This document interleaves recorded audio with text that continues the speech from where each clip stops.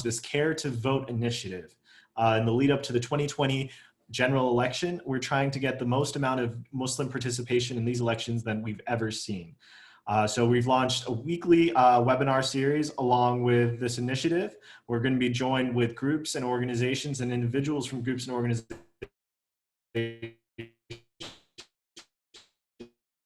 that work in the electoral politics space. So we'll have many of those joining us throughout the next few weeks.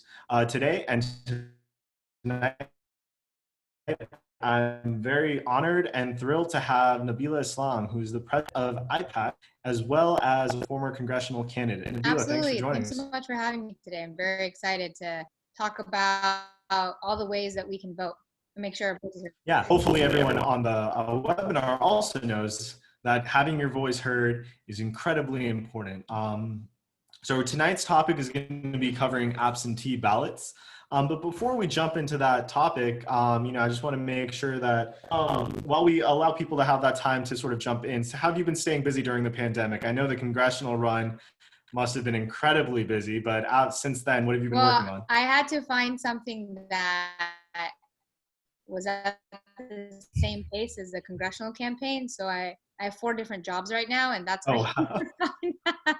I have in addition to being the president of I-PAC, which is Georgia's only Muslim American PAC, I also have my own organization called the Progressive List that I started up back in July, raising funds and sources to progressive candidates, and then county, making sure that we're doing an absentee ballot chase, and we want people to return their ballots as soon as they get them. And then in addition to that, we're putting together an exciting election protection program where we're going to make sure that we have poll workers and poll watchers at all 156 precincts and mitigate we're going to try to make sure there's no voter suppression on election day.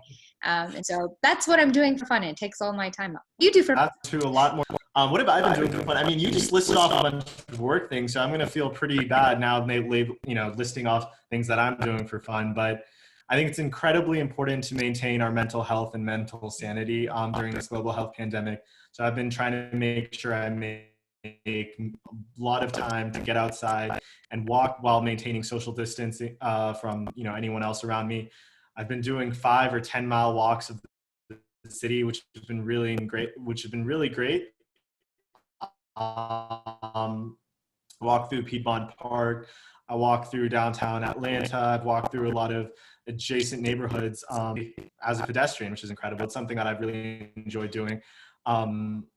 So trying to do a lot of that. I've been cooking a lot more. I've been sort of perfecting chicken the other day. So alhamdulillah, I've been staying busy in a variety of ways and improving some skills, trying to stay active for the most part. You have to name some fun things as well, though. I mean, you named all professional things. I was going to say, you're making me look bad because you're like, this on Twitter. I take care of myself and eat natural food. Of Taco Bell. So I try to get it is very important that we take care of our mental health, especially while we're cooped up inside and going stir crazy. I try to run at least 3 times a week.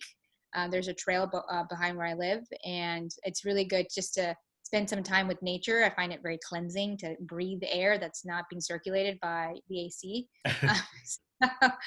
And then I just keep up with friends. I call them, even though I can't see them, and taking this one day at a time and hoping that we can hopefully address this pandemic with the seriousness it deserves from all levels of office, so we can get out of this as quickly as possible. Absolutely. I mean, that's something that I think I try to stress through any single webinar, is that unfortunately, I mean, we're still in this mess because we've seen a complete lack of leadership, both at the state and national level. Especially here in Georgia, our administration, the national administration, and then the gubernatorial administration here have failed to act and have failed to address this pandemic properly, and that's left a lot of us incredibly vulnerable. A majority of our communities vulnerable. We know that this affects minority communities and people of color a lot more than it affects other people. So, and a lot more poorly than it does other people. So it's really important for us to sort of, address that and make sure that we do hold our leadership accountable for this pandemic. So, we've had quite a few people joining us. So if you're on Facebook Live, please do comment. We welcome you to this webinar. We're really excited for you to be a part of this initiative. Let us know where you're tuning in from, whether it's in Atlanta, Warner Robins, Macon, Savannah, other parts of Georgia, other parts of the United States. We want to hear from you. We really want to hear any of your questions or comments. If you put them in the chat, we've got our great communications director, Askat Mahmoud, who's also on this call, who's going to be monitoring it. And when questions arise or comments arise, she's going to be letting us know so we can bring those questions up or those comments up. So if you ever see me looking towards the side a little bit, and if I seem a little distracted, it's because I'm checking in on your comments as well. So again, I just want to welcome everyone to join. This is CAIR-Georgia's Care to Vote initiative. This is a two-part initiative where we're focusing on the practical aspects of voting, getting people registered. The registration deadline, as many of you know, has just passed. I hope you all were able to register. And also, as well as getting people to vote absentee ballot, vote early, or if they're unable to do any of those, vote actually in the polls and have a voting plan in place so that we see the highest number of Muslims participate in this election than we've ever seen. And the second part is sort of the educational facet, where we really want to educate you and make sure that you have all the information you need so that you're able to make the most informed decision on the ballot and at the ballot box. So this is the Care to Vote initiative. We're really happy to have Nabilah Islam from I-PAC join us. Nabilah, I think we have a bunch of people on now, so we're looking forward to starting. Can you just give the viewers a little bit of an idea of what I-PAC is, what type of work your organization does, and how you got involved? You're the president now. We'd love to hear some of that. So background. I-PAC's been around for about 5 years or so, and it was born out of the people just felt like we didn't have a central location that Muslims could really have their voices heard, and also a place where you could get information and vetted information from the community. And so a lot of questions I get, I was like, well, I don't know who to vote for. And so I will say I-PAC is a nonpartisan organization, and I joined in August, and I had my community came to me, some members of the community, and they asked me if I would take this on, and I was like, of course, this is incredibly meaningful to me, and I think it's going to make a difference in the work that we're going to do going forward. With 26 days that we have left until the election, is that we have done a slate of endorsements, federal and local, state House and state Senate, and that filled out a questionnaire that our board has vetted, and we've recommended, endorsed them. We just did that 2 days ago. And then also, I'm very interested in, next year, to help elect Muslim leaders. And so if you're a Muslim American and you want to know, what should I do to run for office? I would love I-PAC to be a place where it's a one-stop shop of understanding, this is how you do your paperwork. This is how you need to fundraise in order to be competitive. This is the vendors you should look out for and use. And so really just helping nurture and grow the next generation Muslim leadership in this country next year in the state of Georgia. So next year we're going to have a bunch of municipality races, mayoral elections. There's no reason that we don't have people in our community step up and run for office. And just making sure that we're doing the voter education that is necessary to keep our community informed. Absolutely. And I think one of the things that I want to note, one of the last things I want to note before we move into talking about the absentee ballots, is you ran as a congressional candidate. It's really been an inspiration that all Muslims in Georgia, can be really proud of and to look. Thank you for your leadership there and your trailblazing in that efforts. But so for you as either a political figure or political candidate, what are your thoughts moving forward? Who do you want to see, what type of candidates do you want to see come out of the Muslim community? Because like you said, we haven't seen many up until recently. You've really been one of the few trailblazers here in Georgia. I would say candidates that are interested in moving the needle in their communities, whether it's, healthcare, if it's on the local level, I-PAC is, supports the stance that we have to expand Medicaid. Candidates that understand that we need immigration laws that are fair and just and that don't attack our minority communities. Candidates that understand that criminal justice reform is something that we need to have in our state, and we need to make sure that we address that boldly. These are the type of candidates that are going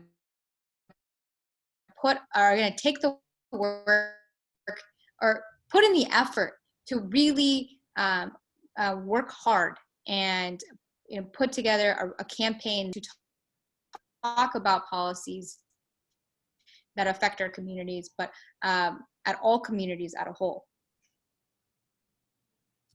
Great, thank you. Thank you for your perspective there. We really appreciate that. So everyone, we're really lucky to have Nabilah Islam join us. Let's move up to the topic at hand. This is our first webinar of a multi-part series. We're going to be talking about a variety of things, many of which we introduced in our introductory webinar with Georgia Muslim Voter Project.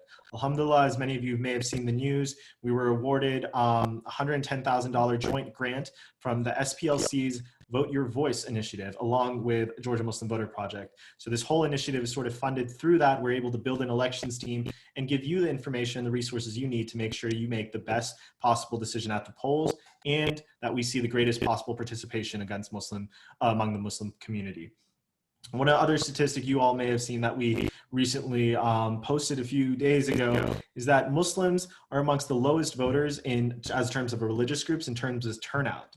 That's something that we know we can turn around. I know the Georgia Muslim community, and I know we're very passionate about our electoral system and about our politics. And I know this election, we're going to see incredible turnout. I'm very confident in that. I've seen work on the ground that a lot of groups have been doing and go out to the polls. So absentee ballots is our topic tonight. It has been something that has been vilified by this current administration, unfortunately, but this needs to be something that we are going to address right now. Absentee ballots are absolutely a normal way of voting. They're no different than going down to the ballot box in terms of preserving your integrity. Unfortunately, we've seen efforts to undermine the integrity of absentee ballots because of the politics of the nation at this point. And that's something we are trying to make sure we set straight today. So CAIR-Georgia's focus is to normalize and encourage voting through absentee ballots. This has not disappeared and has not dissipated. And we're seeing still, even here in Georgia, over 1,000 new cases a day. Because of that, we need to ensure that we protect our communities and protect ourselves and our families and do what is right. You don't have to go down to precincts. You can vote absentee. An absentee ballot, it's also called mail-in voting, it's also called by-mail voting, is conducted by mail-in ballot any day before Election Day. And Georgia, you can do it. You can send your ballot in on Election Day. All states allow some form of absentee voting. Some states have a no excuse, which means that any voter in these states can vote by absentee ballot, even if they're able to vote on Election Day. Georgia is a no excuse state. There are other states that require an excuse, but we're not going to go into them. We're going to talk about Georgia right now. Georgia, any voter, any registered voter here in Georgia can vote by absentee ballot. We are calling for everyone to apply for an absentee ballot and fill it out and return it via Dropbox if they're able to. Now we're going to go into a little bit more what Dropboxes look like. One website I want you to note down is mvp.sos.ga.gov. And we're going to put that into the comments as well, and we're going to pin that because I think this is the most important website for you as we're sort of going through this election process and election season. So I'm going to repeat it one more time. It's MVP, my voter page, .sos, which is Secretary of State, .ga for Georgia, .gov for government. So mvp.sos.ga.gov. This is an incredibly useful resource and website that the Secretary of State's office has set up, where you can apply for an absentee ballot. You can check your registration, obviously, first and foremost, apply for an absentee ballot, check the status of your absentee ballot, see when it's been processed, see when it's been sent to you, track your absentee ballot once you send it back, and all of it is available online. So you're able to do all of this at this one-stop shop. So it's a really easy way for you to make sure that your vote counts and it matters. So unfortunately, one of the things we've seen happen, not just in past elections, but in this very election, is an effort to disenfranchise certain voters. And we've seen this in a variety of ways. We've seen this through the shutting down and understaffing of precincts in minority areas, and as well as other suppression tactics, including undermining the United States Postal Service and voter purges. Because of this, absentee ballots are incredibly important, because this is a way you can track your ballot and make sure that your vote has been counted. So one of the things that we're calling on you to do is, instead of using USPS, because while they are a great institution that will be able to handle your ballot, because there are active efforts to undermine their ability to handle ballots, what we're calling to do is to fill out your ballot and Dropbox it. So counties have set up Dropbox locations all over. DeKalb County, I believe, has 9. Gwinnett has several. And you can find all of this online, the ACLU has, or you can visit your local county's page, where they should also have Dropbox locations set up. This does not mean that if you send it through the mail, it won't be counted. This is just a way to ensure that your vote will be counted as quickly and as promptly as possible, because once you put it in the Dropbox, it will be counted. It'll be the same way through the Postal Service, but you're going to be able to also track that as well. So that is what the push is for. You have up until, there are a few dates that we want you to be wary of. The deadline to apply for absentee ballots is October 30th. Now, because of all these active voter suppression efforts, our push is for you to apply by October 14th, next week, which is the Wednesday, October 14th. Apply for your absentee ballot online.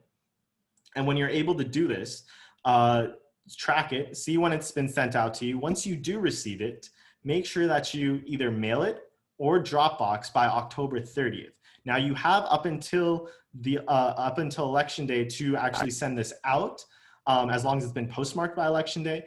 But what we want to be sure of is that your ballot is counted. So we're calling for you to do it early, and we're encouraging this to dissuade these active voter suppression efforts that we've seen and the undermining of our electoral process. Another reason for doing this early is to make sure that you're avoiding crowds and minimizing any possible exposure to the coronavirus. It's incredibly important for you to be able to do this safely and for your voice to be counted.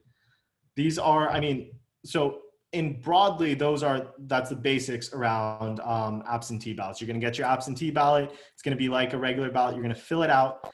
It comes, it says postage required, but you actually don't. In Georgia, there's been a court case. You don't need to put postage there. You can drop it off at a Dropbox. You can also send it in the mail, and it will be counted. Now, challenges still might occur. So what happens if you apply for an absentee ballot and you don't get it, or you're not, and it's been a week or it's been 2 weeks? The first thing you do, you can call and reach out to your county officials. They'll be able to tell you, we've either sent it in the mail, or it's on its way, or we've sent it out, or we haven't sent it out yet. It's a great way to track it. Wait for it to come. If it doesn't come in time, you're clear about that. If you've applied for an absentee ballot and it never arrived in the mail, or even if it arrived in the mail and you weren't able to fill it out, you can vote on Election Day. And you absolutely should vote on Election Day if that's the case. There have been active efforts, again, of voter suppression in this past primaries by the Secretary of State's office, and where they suggest that they might be able to start mitigation against people who vote in person, but that rights and civil liberties groups that will step absolutely able to vote on election day, even if you've received an absentee ballot, if you didn't send your absentee ballot in. Your vote absolutely matters, and your vote absolutely needs to be counted. And we're seeing some comments and questions in here. So while I'm sort of tracking those as well, Nabilah, can you sort of talk about your experience with absentee ballots, why absentee ballots have been so important to candidates like yourself, either in primaries or in runoffs or in these types of situations? You know, why is there such a great push for people to vote absentee? We are in the middle of a global pandemic, and you shouldn't have to compromise your health in order to exercise your constitutional right to vote, which is why we're strongly suggesting to vote via absentee ballot. And it's something that you can track. So in my election, there was a huge percentage of people that decided to, so my primary was June 9th, and everything started to shut down. The pandemic started to get more serious around March, April, and May. We saw a huge uptick, it's the largest uptick we've seen ever in people voting by mail. And when you vote by mail, you can actually take the time to learn who your candidates are. So if you don't know who this county commissioner is, if you don't know who the school board member is, you can make an educated vote, because you can Google them and take your time. Whereas when you go to vote in person, it's usually eeny, meeny, miny, mo, and you're like, I don't know who these people are. And so it's an opportunity for you to vote with intention. I will also add that there was a point that I wanted to make. That you can, like Murtaza mentioned, you can go online and check the status of it. It'll say accepted if the ballot has been processed. It'll say rejected if something is wrong with your ballot. In Gwinnett County, especially, in 2018, we had the largest number of rejections in the entire state because of mismatched signatures. And so unfortunately, you have to make sure that your signature either matches your voter registration card or your driver's license if you registered that way. So I'd be very conscious of that and make sure you sign the back of the envelope. That's a reason why your vote isn't counted. When you take all that time to do it and then you forget that process, they will not count your vote. So that's incredibly important. And I also want to just talk about how some statistics about the Muslim community in Georgia. There's roughly about over 63,000 registered Muslim voters in the state. I'm sure there's more. We're still working on getting really clear data. And we are a voting bloc. And so we should flex the power that is our voting bloc. And one thing that I-PAC is going to do is we're actually going to do a text campaign to all of these registered Muslims all over the state, informing them, Gov, make sure you request your ballot. I'm going to tell them now that they need to request it by October 14th. So it's very informative for me. So thank you. And have folks just vote from home, and also drop our website and recommending, people that we feel that reflect our values of who filled out the questionnaire and who's been endorsed by our organization. And so that's been our experience, my personal experience, and I'm going to see to it that our community has the resources to vote responsibly. Absolutely. And I think endorsements from trusted community groups, community-led, community-driven, and community-backed groups are incredibly important. One other thing about making an informed choice, the other thing that you can do is you can go to one of our other partners, Georgia Muslim Voter Project, and on their website, they have a link to Branch Vote. Branch Vote is a nonpartisan election guide. So they can help you make your election decisions based on what's most important to you, what issues are most important to you. As Nabilah mentioned, we are absolutely a voting bloc. We're not entirely monolithic. People have different values, beliefs, and views on politics, as well as in religions. We can't act, or as well as in our own religious practices, even within Islam. So we need to make sure that while we are reflective of the Muslim community, you are still able to make the choice that's most important to you. So Branch Vote's a great nonpartisan guide. You can use them. You can use endorsements from groups like I-PAC, from the Asian American Advocacy Fund. There are quite a few other groups that do endorsement work and who you can trust. But at the end of the day, you have to make the decisions on what's most important to you, what matters to you at the ballot box. There are a lot of issues that are going to be on the ballot, and these are going to be all issues that we're going to be talking about in the lead up to the election. We're going to have a whole session on this in a couple of weeks that we're really excited about. So please stay tuned for that. We do have a question coming in. So what happens if you register to vote close to the registration deadline, but before the actual deadline, cannot find your updated registration status? Can you still vote? You can absolutely still vote. You can go down to your precinct. You will most likely be given a provisionary ballot, a provisional ballot. You can fill out a provisional ballot. We're gonna be talking more in depth about provisional ballots. While they can be useful as in situations like this, in other times they're used to suppress votes when they're incorrectly given to people who should be given actual ballots. Provisional ballots may still be counted. This is not to say that they may not be, that they won't be counted, but in Georgia, we've seen active voter suppression efforts, and we've seen hundreds, not actually not hundreds, thousands of provisional ballots thrown out for a variety of reasons, including exact match. So a provisional ballot would be provided to you. You would be able to vote that day. We're gonna encourage you to make sure that if you do need a provisional ballot, you're given that. But if they're just giving you a provisional ballot for no reason, you're not being given an actual ballot when you should be given one. You also have people at the precincts who will be able to sort of guide you in the right direction. There are going to be election protection volunteers there and workers there and poll workers there that will be able to assist you with that. Because, I mean, what we've seen throughout the last few election cycles is precincts which have a majority of minority or people of color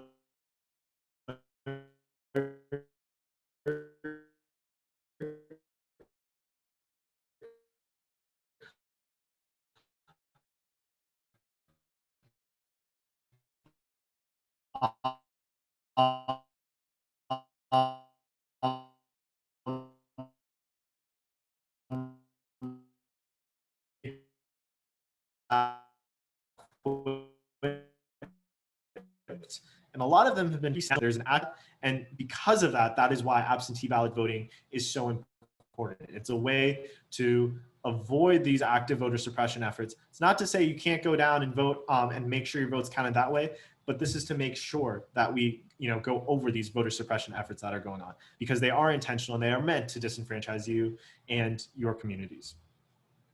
One of the other things that I wanted to talk about was there's a Georgia voter protection line. Nabilah, can you talk a little bit about that and just sort of the number and what they do? Thanks for dropping that in the chat. If you're having problems at your precinct and maybe your poll worker is too busy or is not being helpful and you need questions addressed immediately so that you can actually vote, the Georgia Democratic Party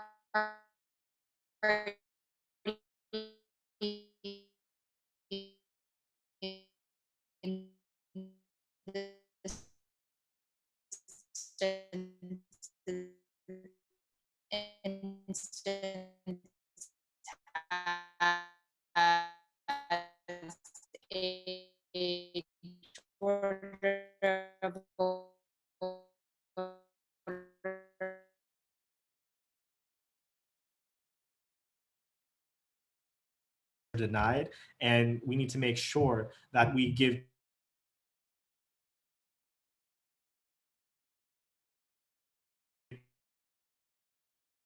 the community all the resources so that if you are your father's denied, to make sure that their vote is counted. I would again, yeah, go ahead, Nabilah. I just wanted to add that the AAAJ has a voter protection line that it's in different languages, and I think it's absolutely great. And so we'll make sure to include that as well. If some people, English isn't their first language, can find someone that speaks their own language and they're able to communicate what their issues are with that line. That's a great plug. AAAJ, Asian Americans Advancing Justice, are one of our closest coalition partners. We do a lot of work with them, and they do incredible work in this space. They do a really good job in electoral politics, from training poll workers and having election protection volunteers throughout precincts, as well as having this. So Asian Americans Advancing Justice, we're going to share this resource and their page on the chat. We're also going to share this resource in future posts on right before Election Day too, to make sure, again, that you have all the resources you need when you go down to the polls. But again, the push is to sort of avoid all of this and to make sure that you don't have to deal with these active voter suppression efforts. So again, apply for your absentee ballot before October 14th or by October 14th. The deadline is the 30th. You have till October 30th. There've already been 1.5 million applications for absentee ballots in the state of Georgia, which is incredible. That's an incredible number.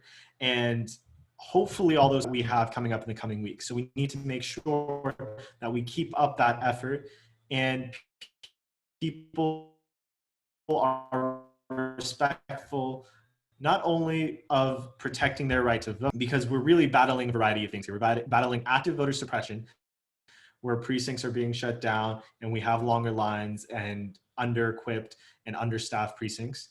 We have this global health pandemic, which disproportionately affects people of color and has been ignored by our leadership, both at the state and national level.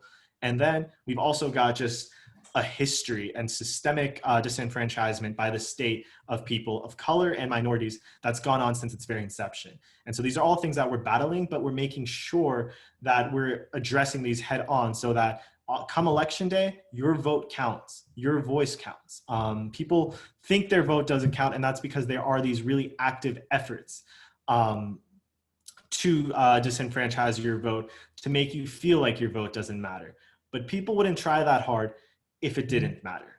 People want to suppress your vote because it matters. The only way it doesn't matter is if you yourself make the decision that you won't vote. And then you've come to terms with it yourself. You've made the decision that, no, I don't want to put this weight on here.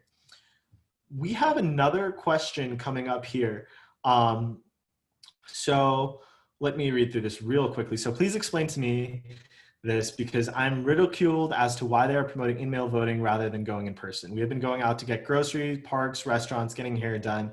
We have been doing all these activities, but they're stressed to vote in mail.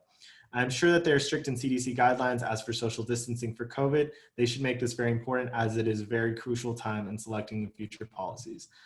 Thank you so much for your comment and your question. And I think you bring up some really excellent points, which I'm really excited to address. And Nabilah, I'm sure there's stuff in here that you also want to address. First and foremost, voting in mail and voting in person, neither need to be ridiculed. Both are very viable ways of voting and are safe ways of voting. There are pros and cons to each in terms of because of these active voter suppression efforts. So it's something to be mindful of, which is why we're doing these webinars. You mentioned that people have been going out to groceries, parks, restaurants, and getting their hair done. And that, I think, is the very point. We have,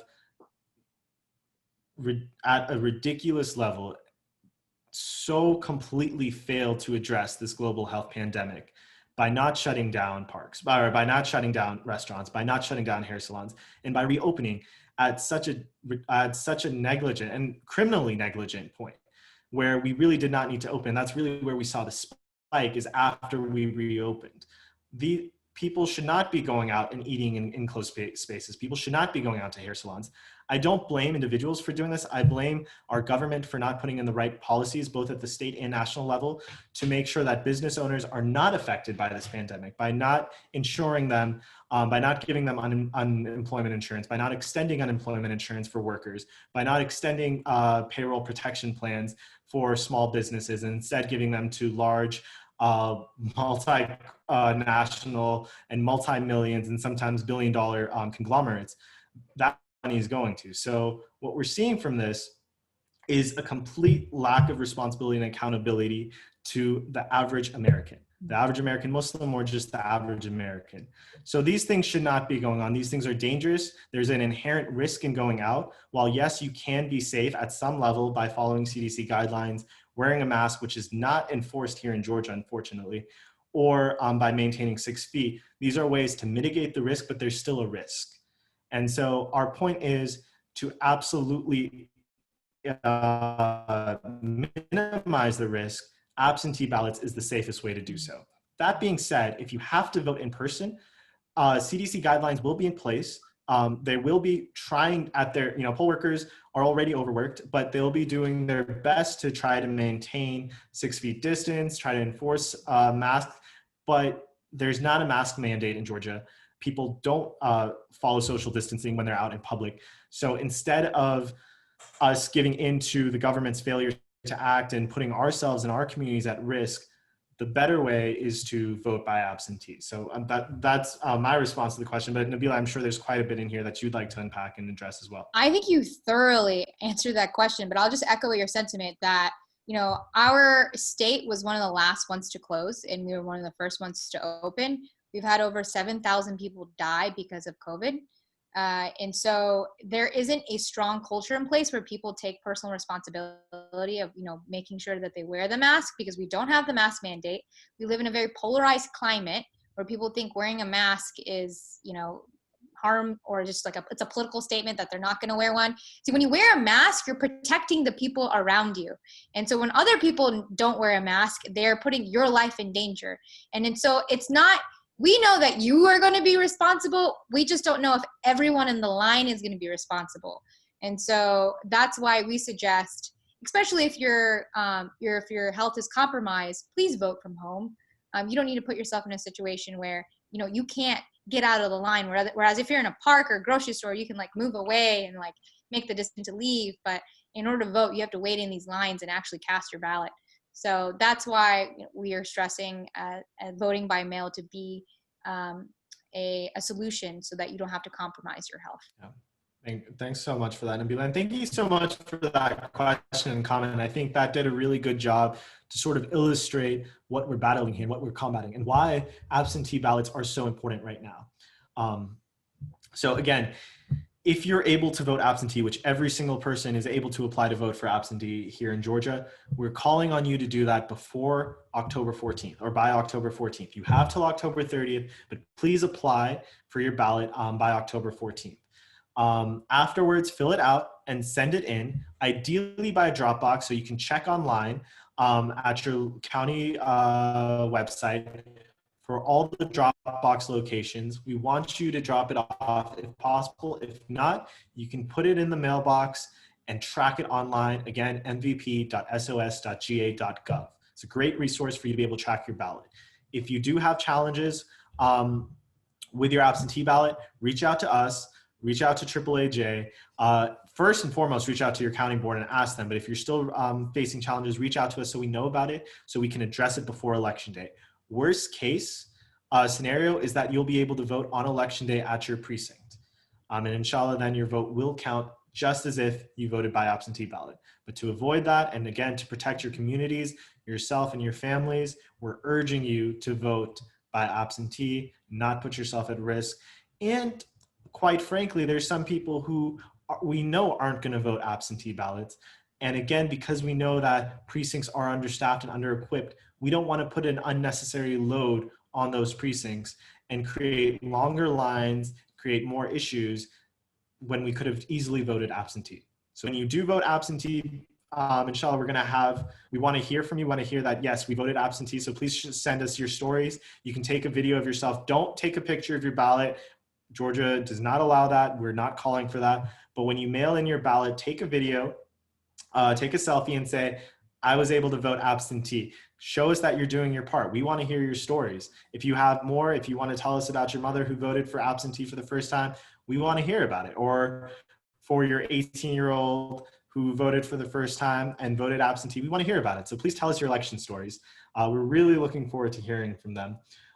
If there are any other questions, as we're closing out, please in the chat, send them in. We do want to hear from them. Nabilah, though, while we're waiting on any additional closing comments or questions, is there anything you want to leave our viewers with? Anything you want to end off on? Well, I hope that this was very informative. I know that I learned some new things from Murtaza, and please, when you do share your videos, send them to me as well. I'd love to share them on social media. You can follow us on Twitter at I-PAC_Georgia. It's IPAC_Georgia. Facebook, I-PAC Georgia as well. And I think it'd be great to show people that other Muslims. It's more when you're able to visually see other people do it, it makes other people more comfortable. So if you could be a leader and sending those videos in, that would be a huge help. But I stress that time, and it's very consequential, and every vote does matter. And please vote, and make sure that your family votes, and then move on to your cousins, and then move on to your neighbors. But I think it's our civic duty to make sure that we vote, and we make sure that we make it easier for other people to do so as well. Absolutely. And I don't think that I'm seeing any other comments or questions. So I'm going to close this out here. But thank you, Nabilah, for joining us. And again, like you said, I want to echo those points. This is an incredibly consequential election. I don't think anyone can deny that. All elections have consequence. This one is particularly so due to the managing of the COVID-19 crisis election cycle. We have another question coming in. Sorry. Do you have to bring your unused absentee ballot to the polling station if you decide to vote in person? Do you hand it to the poll worker? Sorry, this just came in. Just kept reading it. No, you can go to the polling station.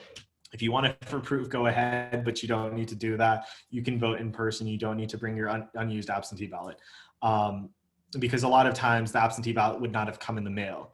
So you can go, you can vote in person.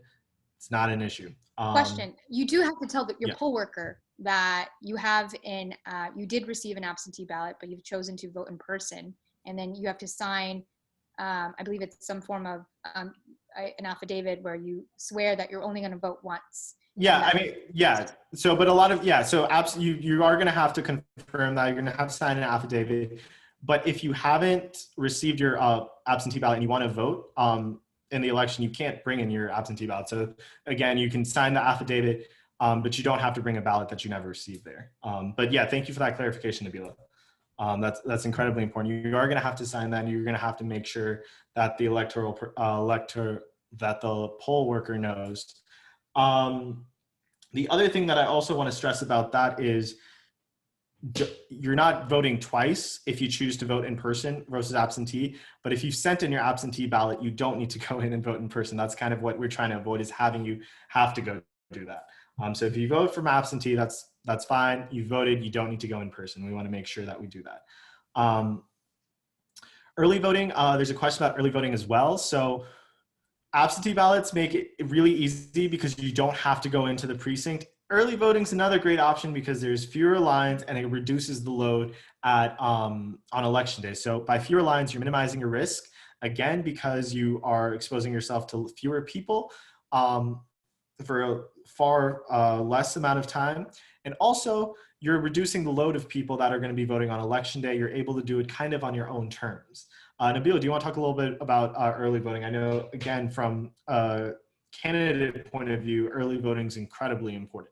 Oh, absolutely. A lot of people decide to vote early, and it is a great way to lessen the load on election day. Election day tends to be kind of crazy. Unpredictable things happen, but there are fewer people. You can get in line quicker. The lines are shorter. The earliest day to early vote is October 12th. You can go online and find out your polling locations that you can go to. You don't have to go to your precinct one. They're designated early vote polling locations, and so there's multiple ones. So you have more access to different locations that's convenient to you. And I would say if you are going to vote early or vote in person, I would suggest doing it early and rather than on election day. Yeah, inshallah. Early voting is, again, a great option. So you're able to do that as well. So early voting is incredibly important as well. You're making sure that your voice is being heard. You're making sure your vote is being counted, which again is the most important thing for this election as any other election. I think that's it on the questions end. Again, we're going to be putting out these resources and encouraging you, making sure that people are aware of not only the issues, but also of how to vote. Send in your stories when you do vote. Send them to CAIR-Georgia. Tag us. We want to hear about it when you vote. Don't send us pictures of your ballots. Don't send anyone pictures of your ballots. That's illegal. But we do want to hear about it when you vote, and we want to hear your stories about voting. They're incredibly important, and we have over 1 million Muslims who are eligible to vote in the United States. Your stories are what kind of drive others to make, to drive them to vote as well, and to drive them to make their voices heard as well. So it's incredibly important for you to share your voice and share your vote as well. So I think that's it for us. Thank you so much for joining us, Nabilah. We're thrilled to have you. Thank you to all our voters, all our viewers, and all our, inshallah, future voters, because I know all of you are going to be voting, for joining us. It's been great having you. We're going to put this up on Facebook, and we're going to have a rerun of this on Saturday night, inshallah. Next Thursday, we're going to have another topic. Check the calendar real quick. Next Thursday, we're going to be talking about voter suppression, another incredibly important topic, which we touched upon quite a bit today. Next Thursday is going to be voter suppression. The week after, we're going to be talking about who and what's on the ballot. And the week after, we're going to be talking about election day procedures and any challenges you face. On that note, I do want to plug Georgia Muslim Voter Project's website. On there, you will find a voting plan that we want you to fill out, whether you're voting on election day, early voting, or absentee ballots. You can fill out your election plan and let us know. Let us know how you're voting. Do this as a resource for yourself. Do it as a resource for your friends. Make sure that they're available, that they're aware of this, that resource that's available. Make sure you have a voting plan, though. Make sure you know when, where, and for whom you're going to vote for. Be intentional about your vote and do your due diligence beforehand. So that's it on my end. I'm looking forward to speaking to you again soon next Thursday, inshallah, about voter suppression. Assalamu alaikum.